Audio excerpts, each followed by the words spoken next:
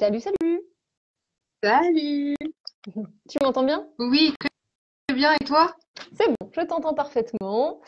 Nickel. Bon, bah, pour ceux qui nous rejoignent, bienvenue. Je vais te présenter avec mes mots, comme d'habitude, rapidement, et puis je te laisserai compléter. L'idée étant qu'on te connaisse mieux. Alors, Anaïs, tu es gémothérapeute et formatrice en gémothérapie, et ce soir, tu vas nous parler du bourgeon d'aulne glutineux. À la base, donc tu as grandi dans le Var, tu as commencé par faire des études plutôt dans le développement durable, hein, qui est un master en développement durable. Et donc tu as travaillé dans la gestion de projets de développement durable. Tout Et, à fait. et sur ton parcours de vie, un jour, tu as rencontré le cytomégalovirus ça s'est très mal passé chez toi. Tu as eu une très grande fatigue et en fait, tu t'es remise sur pied, notamment avec du bourgeon d'églantier, pas que je suppose, mais voilà, ça a été un élément clé du processus de guérison. Et c'est ça qui t'a un petit peu amené à t'intéresser plus au sujet, quitte à te former dans une école de naturopathie. Et Et donc, en naturopathie, en fait, voilà, on voit un petit peu l'hygiène de vie de façon globale, on voit aussi les plantes. Et toi, tu as une affinité particulière ou un intérêt particulier, en tout cas pour la gémothérapie, tu pourras nous en parler. Et voilà, t'es tombée là-dedans et t'es devenue même formatrice et gémothérapeute, donc vraiment spécialisée sur ce sujet-là, au point de créer un jeu de société sur le sujet, ce que je trouve génial. Voilà. Tu as aussi, alors j'ai noté ou tu es en train d'écrire un livre, un précis de gémothérapie, je sais plus. C'est oui, en train, oui, c'est en cours. c'est C'est en pas pour cours. de suite, mais c'est en cours. Voilà, je travaille dessus. D'accord, ok. Ouh, gros boulot. Et puis sinon, tu me disais aussi que tu faisais donc de la formation aussi pour des laboratoires, la création de contenu pour des laboratoires et des fournisseurs. Et puis tu nous parleras aussi de cette activité bénévole au sein de la Société française de gémothérapie. Voilà, voilà, plein de choses à discuter ce soir. Est-ce que Disons que tu as fait un super boulot de condensation, c'est super. t'as vu, hein? C'est l'habitude, ça. C'est C'est ça. depuis un an et demi. On sent l'expérience, tu vois. Ouais, c'est ça, c'est ça. Alors, est-ce que tu pourrais nous en dire plus déjà sur... Alors, j'aimerais bien, si tu veux bien, qu'on parle un petit peu de ce cytomégalovirus. Qu'est-ce qui s'est passé exactement? Alors, en fait, donc ce cytomégalovirus qu'on appelle CMV pour les intimes, Mm. c'est un virus qui est assez courant sous nos latitudes, mais qui généralement se déclare. Alors, c'est généralement problématique pour les femmes enceintes, c'est pour ça qu'on les teste hein, pour le CMV généralement quand elles tombent enceintes. Mais généralement, sous nos latitudes, ça se déclare pas vraiment, sauf pour les personnes qui sont immunodéficientes ou qui ont des grosses problématiques de santé. Et en fait, moi, j'étais en Asie à ce moment-là pendant plusieurs mois et je pense que les semaines et les mois écoulés face à des agents viraux, bactériens, enfin pathogènes de manière générale, qui ne faisaient pas partie de mon cadre de référence initial, ont fait que à force mon système immunitaire était en berne en fait, tout simplement. Et du coup, le cytomégalovirus s'est déclaré. Donc j'ai dû rentrer en France un peu en catastrophe, mais ça a été des mois d'errance sans savoir ce qui m'arrivait jusqu'à ce que le diagnostic tombe. Donc, le CMV était déclaré. Donc, en gros, c'est une mononucléose, mais puissance 10. Et alors, c'est très variable selon les personnes, hein, mais en tout cas, chez moi, ça a été assez puissant dans le sens où j'ai été capoute, je dormais 17 heures par jour, je n'avais d'énergie pour rien. Voilà. Et du coup, il a fallu faire un gros travail sur le terrain pour restaurer mon système immunitaire, récupérer mon énergie, ma vitalité, et puis me retrouver en état normal, en fait, Mm. tout simplement. Et c'est là que la Gémeaux, et notamment l'églantier, donc ou le rosier sauvage, qui est un bourgeon qu'on recommande traditionnellement justement pour travailler sur les systèmes immunitaires dégradés, m'a accompagné favorablement jusqu'à un retour à la normale. Et aujourd'hui, je peux dire que mon système immunitaire est très bien et je tombe malade peut-être une fois dans l'année. Enfin, c'est très rare. Voilà, j'ai pu récupérer mes capacités de résistance normales, on va dire. Trop bien. Tout commence par cette mauvaise expérience. Oui, Voilà. bien souvent, hein, c'est vrai qu'avec des profils comme les nôtres, c'est souvent le cas en fait. Hein, Mm. c'est la vie qui nous met sur le chemin de ça. Moi, j'ai grandi à coups d'antibiotiques, de cortisone. Je connaissais pas les approches naturelles jusqu'à ce que je sois moi-même confrontée à cette problématique. Ouais, mais à quel moment, du coup, on t'a conseillé c'est une personne qui t'a conseillé le bourgeon d'églantier parce que c'était avant de faire la naturopathie ou c'est toi de Oui, toi-même qui non, avais. non, non, c'était avant, si tu veux, puisque c'est ça qui m'a amené après un peu Mm. à la naturopathie. Mais en fait, c'est par des recherches personnelles, hein, tout simplement. En cherchant, en grattant, je me suis dit, ah bah tiens, ça a l'air pas mal. J'ai essayé, et j'ai tout de suite compris, sachant que j'avais essayé d'autres choses avant, hein, comme l'équinacée, tout ça, enfin des choses dans phyto un peu plus traditionnelles. Mm. Et j'ai vraiment senti la différence avec la Gymo. Et là, je me suis dit, bon, bah, on va essayer de gratter un peu le sujet et puis surtout essayer d'aider les autres après. Parce qu'une fois qu'on est Mm. nous-mêmes convaincus de l'intérêt de cette pratique, on a envie de la faire découvrir aux autres. Tout à fait. Et donc en naturopathie, la gémothérapie t'a particulièrement intéressée pour quelle raison du coup? Oui, alors bon, déjà, il y avait cette expérience pardon, avec les glantiers qui était Ouais. favorable, mais je pense que comme beaucoup de personnes qui se lancent quand on est dans la naturo, dans l'herboristerie, etc., déjà, il y a la question des contre-indications par rapport aux plantes qu'on va utiliser ou aux produits, si c'est de la micronute, de l'oligo, etc., qu'on va recommander. Il y a toujours des contre-indications et ce qui était sympa avec la Gémeaux, c'est qu'il y en a peu. Alors, je dis pas qu'il y en a Mm. pas, hein, faut pas non plus, voilà, faut tempérer les propos, mais il y en a pas beaucoup. Et c'est surtout que cette histoire de totum de la plante, le fait d'utiliser des tissus embryonnaires et donc ces fameuses cellules indifférenciées dans lesquelles je ne rentrerai pas dans le détail de cette explication-là, mais en tout cas, ça m'a plu de travailler avec ces principes actifs précurseurs où bah, il y a un grand champ d'action possible tout en ayant peu de contraintes. Et surtout, il y a aussi l'accessibilité parce que bon, la GMO commence seulement à se démocratiser vraiment, mais pour autant, le coût d'une cure est quand même relativement peu élevé. Alors c'est sûr qu'un flacon coûte 20 euros, un flacon qui fait à peu près cette taille-là, la 30 millilitres, Mm. ça fait 20 euros. Mais par contre, ça nous fait un mois et demi de cure. Donc c'est quand Mm. même rapporté au prix quotidien, on va dire, c'est tout à fait abordable. Mm. Et puis la réduction de l'impact aussi environnemental, quoi. Oui, tu fais bien de le souligner parce que c'est vrai que c'est très important pour moi. Alors j'essaye de le mettre de côté dans mes propos parce que j'ai toujours l'impression de casser la tête aux gens. Oh non, Mais c'est vrai c'est que super important. Enfin, en fait, c'est des vraies questions. Enfin, moi, c'est des oui, questions bien que je me sûr. pose tous les jours. C'est comment, enfin, faire au plus juste en limitant l'impact environnemental. Et c'est pas facile, en fait, enfin, Bien avec les sûr. plantes.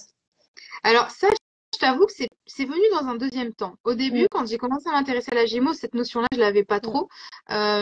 Mais comme tu l'as souligné, j'avais quand même ma sensibilité personnelle à l'impact environnemental par rapport au cursus universitaire que j'avais fait avant. Mm. Mais au niveau de la Gémeaux, j'en avais pas trop conscience au début. C'est après, en poussant mes recherches et en spécialisant, que je me suis rendu compte qu'effectivement, au niveau de la matière première, de la quantité de matière première, Mm. euh, on n'emploie pas beaucoup. Par exemple, là, bon, c'est un macérat que j'ai fait moi, on est sur des jeunes pousses d'olivier. Mm. Tu vois, il y a l'équivalent d'une poignée de jeunes pousses d'olivier, mais avec ça, sachant que je l'ai bien concentré quand même, on peut faire facilement 5-6 flacons de 30 millilitres. Mm. Donc en fait, si tu veux, la cueillette, je dis pas qu'elle est neutre parce que c'est jamais neutre, mais pour autant, elle va avoir moins d'impact que ce qu'on peut faire pour de l'aroma ou de la phytothérapie traditionnelle. Mm. Donc voilà, c'est bien de savoir aussi cet impact-là parce que du coup, on fait des choix en conscience et Mm. surtout, bah, on se dit, bah, quand j'ai envie de travailler sur le terrain, bah, la Gémeaux, c'est bien. Et en plus de ça, ça a un impact moins important. Maintenant, dans l'aigu, c'est sûr que bah, des fois, l'aroma, ça a son intérêt. Alors Mhm. certes, l'impact environnemental de l'aroma est plus important, mais ça va être plus pertinent. Donc du coup, le fait d'avoir cette connaissance-là, on peut moduler en conscience et faire notre choix selon vraiment le besoin qu'on a à ce moment-là. Oui, oui, c'est ça. Ce qui oriente notre choix entre les différentes galéniques, entre les différentes formes qu'on peut utiliser, c'est ça. Bah, à quelle problématique on veut répondre, pour quelle personne, avec C'est quelle ça, plante, etc., etc.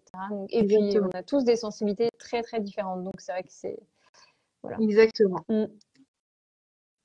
Et alors, eh ben, parlons du bourgeon d'aulne.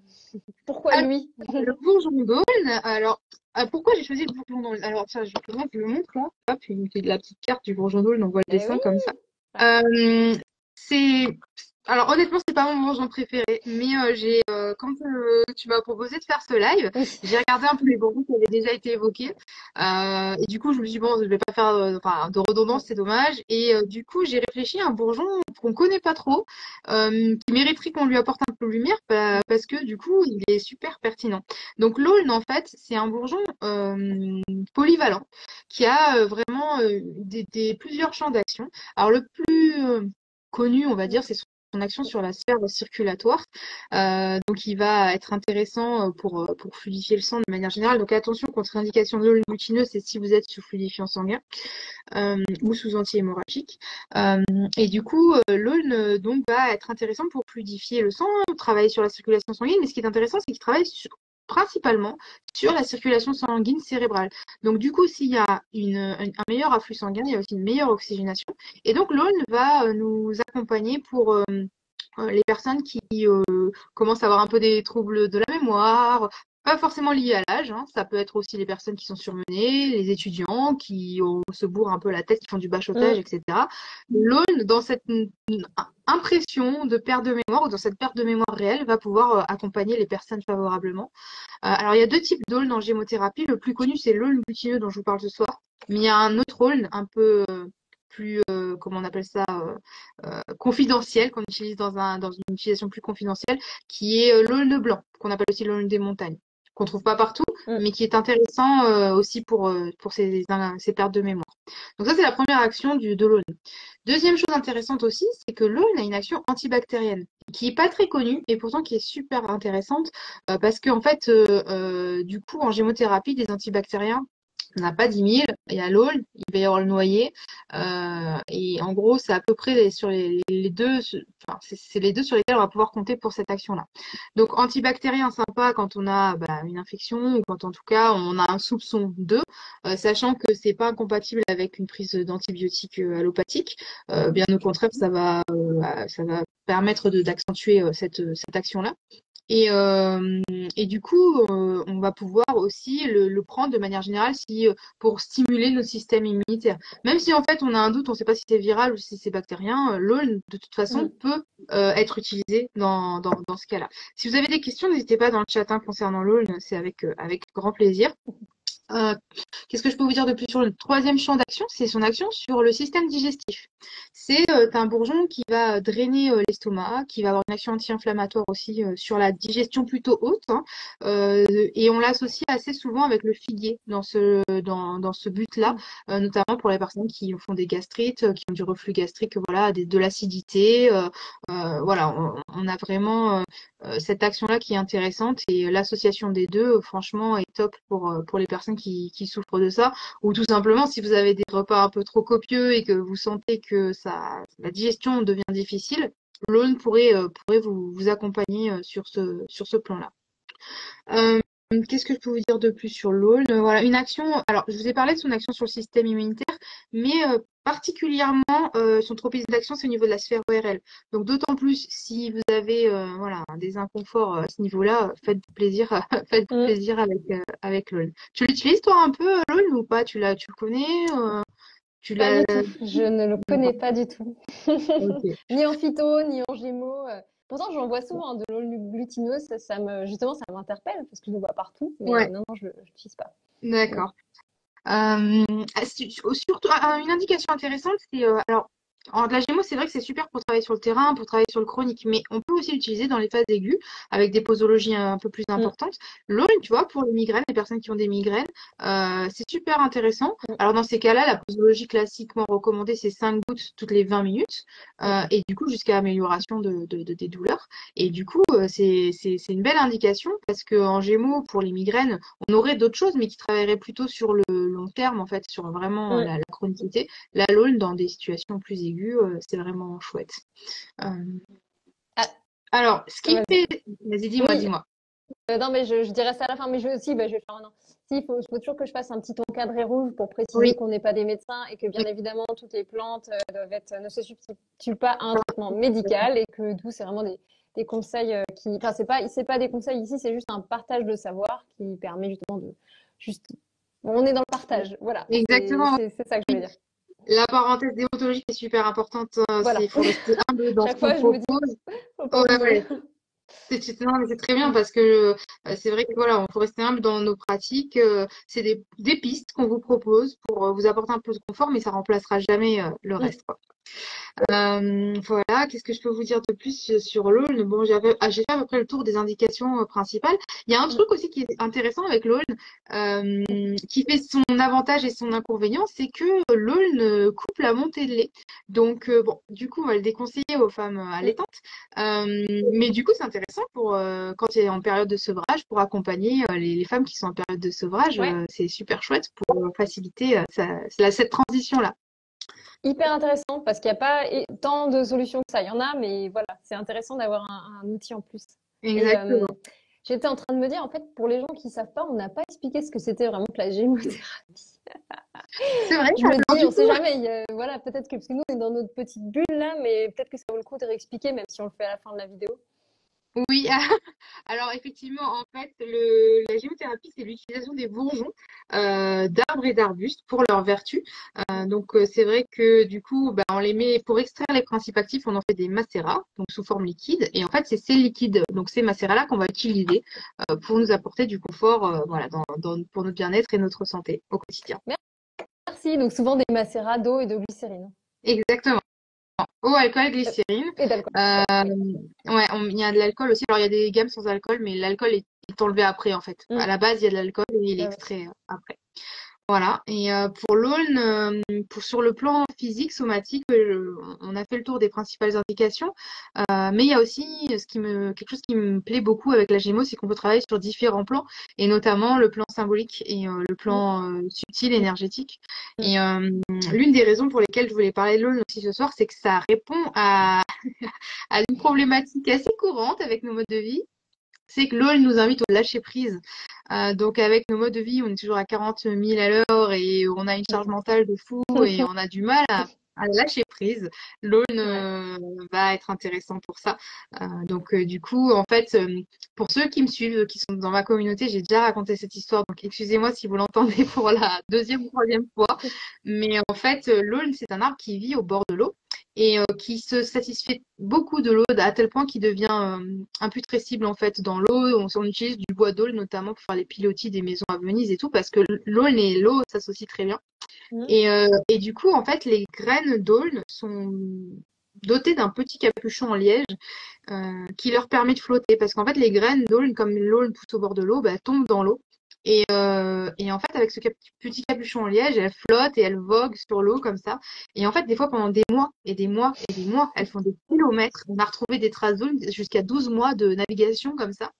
Et elles finissent par atterrir, en fait. Elles finissent par arriver au bon endroit et se planter, voilà, pour faire le Mm. jeu de mots, et devenir un bel arbre. Et donc, du coup, avec l'aulne, il y a cette notion de j'ai confiance en la vie, je sais qu'elle va m'amener au bon endroit, même si je dois passer par des hauts, des bas, des torrents, des moments difficiles, je vais arriver à bon port. Et voilà, donc avoir confiance absolue dans la vie, et donc, du coup, lâcher prise totale sur ce qui arrive et ce qui se présente à nous.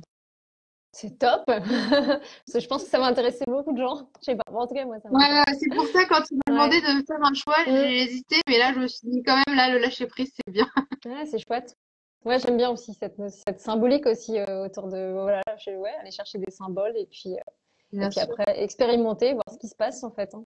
Mm. C'est ça, le prendre un macérat dans la main, voir ce qu'on ressent.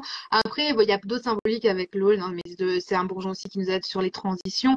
Quand voilà, on Mm. a des transitions aussi, pas dans la vie, hein, l'adolescence, la ménopause, la mort, tout simplement. Voilà, c'est le bourgeon des transitions. Mais ce qui m'animait pour ce soir, c'était cette histoire de lâcher prise. Je pensais que Mm. c'était bien. Trop bien. Et on a le temps. Est-ce que tu pourrais nous parler de la Société française de gymothérapie?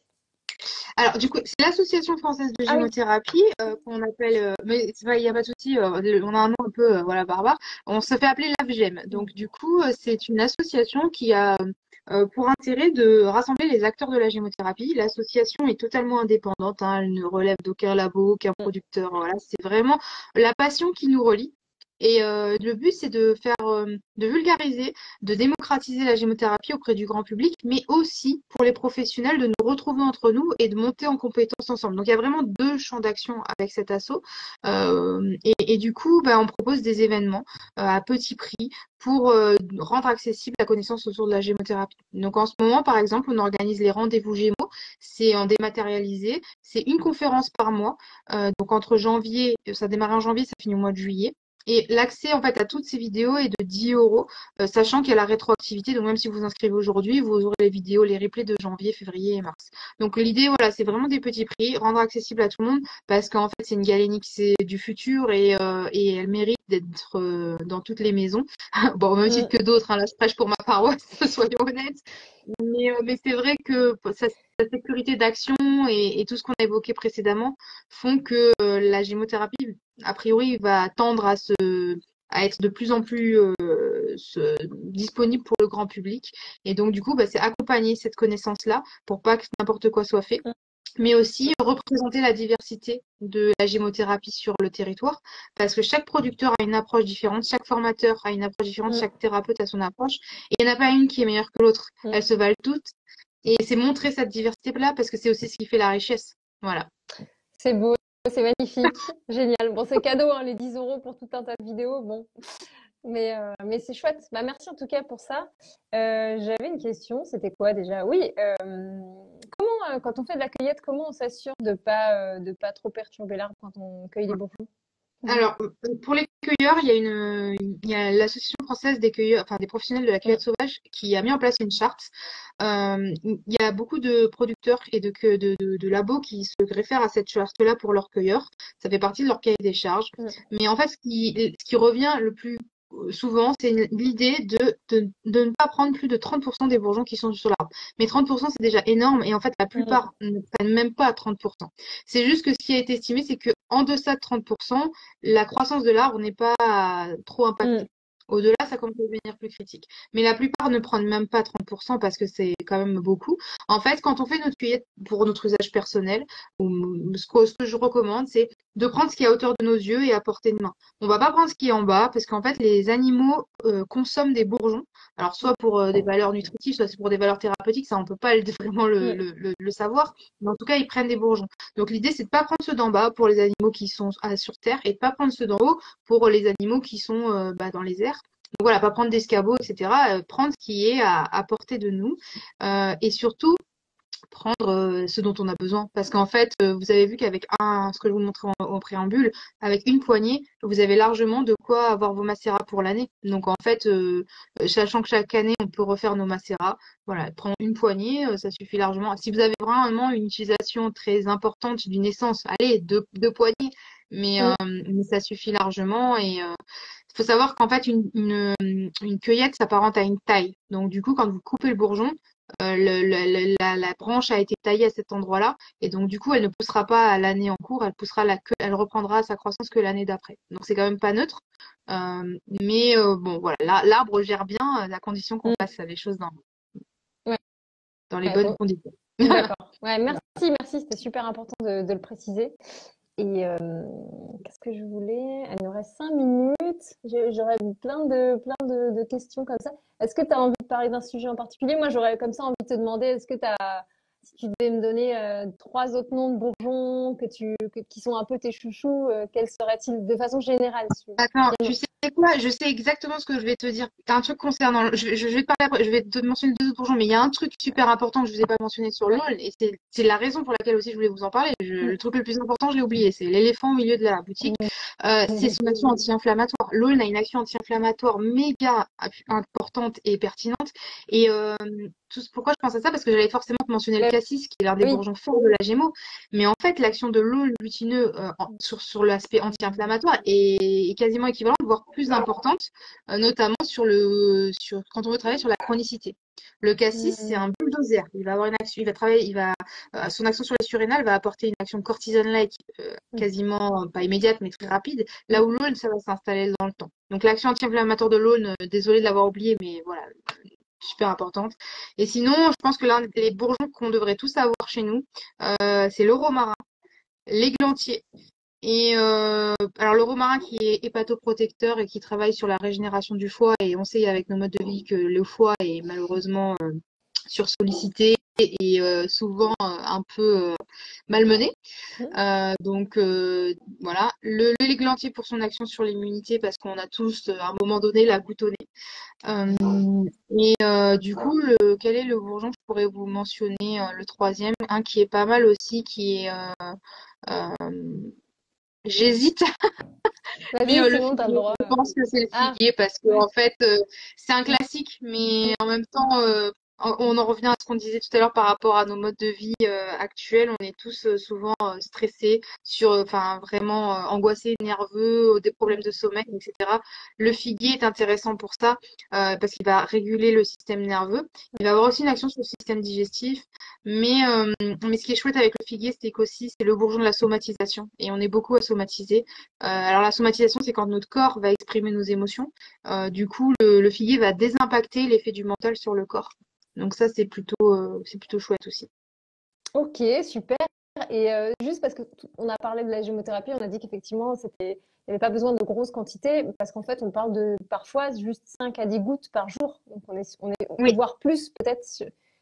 Mais c'est ça à La peu près. posologie, la posologie traditionnelle qu'on retrouve, alors pour les macérats concentrés, on n'est pas rentré dans le Mm, détail, mais pour les macérats concentrés qu'on trouve dans 90% des cas, c'est entre 5 et 15 gouttes par jour. mm, Maintenant, ça c'est la posologie d'entretien. C'est vrai que dans les phases aiguës, on peut augmenter, donc on mm, peut doubler la dose, mais sur des courtes périodes. Voilà. Et donc du coup, pas besoin de beaucoup de gouttes, soit pur sous mm. la langue, si vous êtes déter parce qu'il y a un petit goût d'alcool, sinon dans un fond de verre d'eau et ça fonctionne très bien.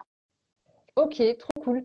Et juste, il me semble que tu m'avais parlé d'un livre qui était super intéressant, qui recensait un petit peu les contre-indications. Enfin, je te posais la question un peu de qu'est-ce qu'on a comme ouvrage, comme référence bibliographique pour aller se renseigner sur les contre-indications et tout. Tu m'as parlé d'un livre, je ne l'ai pas noté la Oui, dernière fois.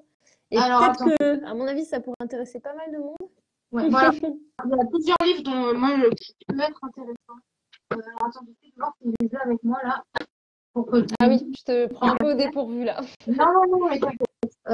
Il y a pas de souci. Ils sont juste là, tu sais, la bibliothèque, elle est tout en dessous. Il y a 3 livres que je recommande aux personnes qui démarrent en gémothérapie. Il y a celui de Valérie Catala, qui est génial. En Mm, plus, Valérie, tu l'avais interviewée il n'y a pas très mm, longtemps. Elle a une approche aussi avec les fleurs de bac. Donc, ce qui est chouette, c'est que la manière dont elle décrit les bourgeons, c'est avec un prisme un peu comme on décrirait les fleurs de bac. Donc, je trouve ça très mm, chouette. Et il y a les contre-indications qui sont évoquées. Il y a celui de Nathalie Massé qui en fait évoque les contre-indications. Elle a fait une compilation de toutes les informations qu'on trouve sur le sujet. Elle les a synthétisées, mais du coup, elle a référence toutes les contre-indications. Et l'un des livres qui est sorti très récemment et qui est très bien pour les personnes qui démarrent, c'est le livre de Claudine Luce. mm, Parce qu'en mm. fait, il est très synthétique. Ouais. Donc, Claudine Luce, c'est quand même une référence en phyto, hein. Mm, Et en fait, bah, il y a presque, alors je vais pas dire la moitié, mais en tout cas presque un tiers du livre qui est dédié aux recommandations. Voilà. Donc par mm. rapport aux inconforts rencontrés par système. Et du coup, franchement, voilà. Il y en a plein d'autres, hein. J'en ai 25 ou 30 en dessous. Mais disons que quand les personnes démarrent, je trouve que c'est des bonnes références. Enfin, ce sont des bonnes références. Et Super, assez merci beaucoup. récentes. Voilà. Il y a New Vart qui nous dit qu'il aime bien se servir du Gémeaux Pocket. C'est toi le Gémeaux Pocket, c'est ça? Oui, Ouais. oui, oui, c'est moi.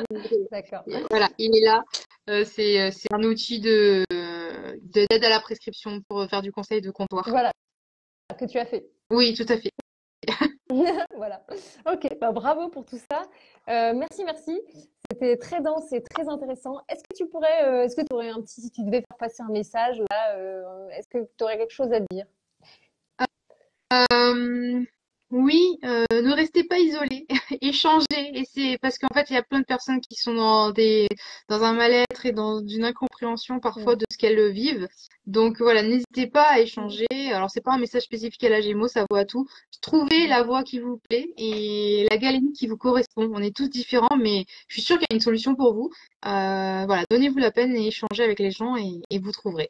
Voilà, c'est tout ce que je partagerai. Merci, c'est super positif comme message, on adore. Bon, ben, je te remercie. Bonne soirée à tout le monde. Merci à toi pour ton accueil et ton invitation. C'était super. De rien. Allez, bye, bonne soirée. Bonne soirée.